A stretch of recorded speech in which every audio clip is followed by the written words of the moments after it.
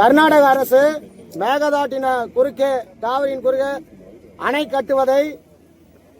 கட்டி தமிழ்நாட்டினுடைய உரிமை பங்கீட்டு தண்ணீரை தடுத்து நிறுத்தும் முயற்சியை கைவிட கோரி உழவர் பெருந்தலைவர் நாராயணசாமி நாயுடுவின் தமிழக விவசாயிகள் சங்கமும் இளம் விவசாயிகள் சங்கமும் இணைந்து கர்நாடகத்திலிருந்து வரக்கூடிய சரக்கு பெட்டகங்களை கூட்ஸ் லாரிகளை தடுத்து நிறுத்தி தமிழ்நாட்டின் உரிமைக்காக உரிமை தண்ணி பெறுவதற்காக இன்றைக்கு போராட்டம் அறிவித்திருந்தோம்.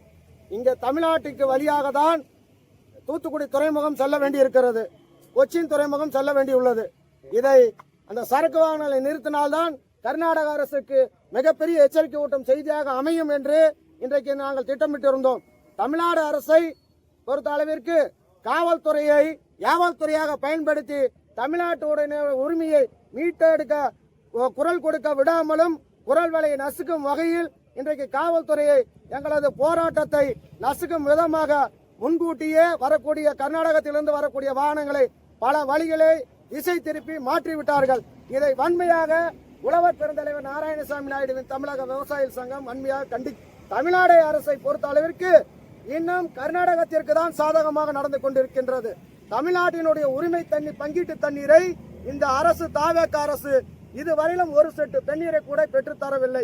விவசாயிகளுடைய கொந்தளிப்பு மிகப்பெரிய கொந்தளிப்பாக உள்ளது. கடுமையான வறட்சி, கடுமையான கூட்டுறவு கடன் தள்ளுபடி செய்யாமல் கூட்டுறவு துறையில நெருக்கடி, பல விதங்களில் விவசாயிகளுக்கு நெருக்கடி ஏற்பட்டு விட்டது.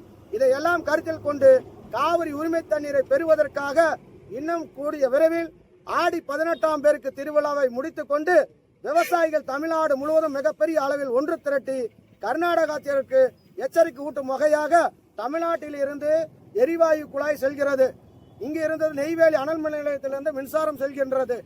அங்கிருந்து சரக்கு முனையம் பெட்டக வசதி சரக்கு முனையம் தமிழ்நாட்டில் தான் உள்ளது. தமிழ்நாட்டை நம்பிதான் தொழில் வளங்கள் கர்நாடகா செய்ய வேண்டியுள்ளது.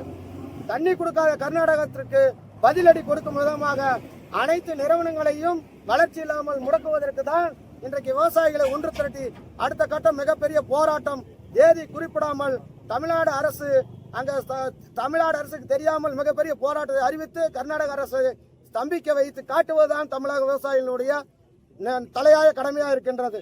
தமிழ்நாடு அரசு இதுவரையிலும் காவிரிக்காக விவசாயிகளை தான் நசுக்கிறத தவிர அங்க உரிமைக்காக கர்நாடக அரசிடம் பேசி ஒரு உரிமை நிலைநாட்ட மறந்து விட்டது.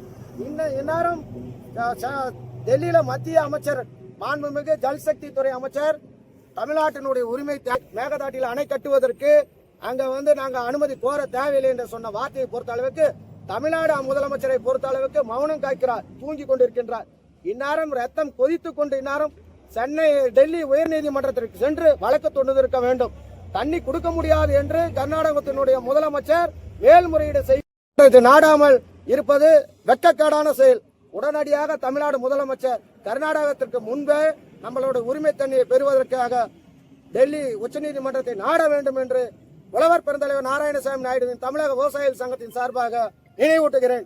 தூங்க வேண்டாம் முதலமைச்சர் அவர்களே, நீங்கள் தூங்கினால் விவசாயிகள் உங்களை கொந்தளித்து உங்களை ஆட்சியிலிருந்து ஏற்றவும் முடியும், இறக்கவும் முடியும். விவசாயிகள் நினைத்தால் இறக்கி விடுவார்கள் என்றது மனதில் பயத்தை வைத்துக் கொண்டு உடனடியாக விவசாயிகளுக்காக நீங்கள் செயல்பட வேண்டும் என்று மீண்டும் மீண்டும் தமிழ்நாடு முதலமைச்சருக்கு எச்சரிக்கை விடுக்கின்றேன்.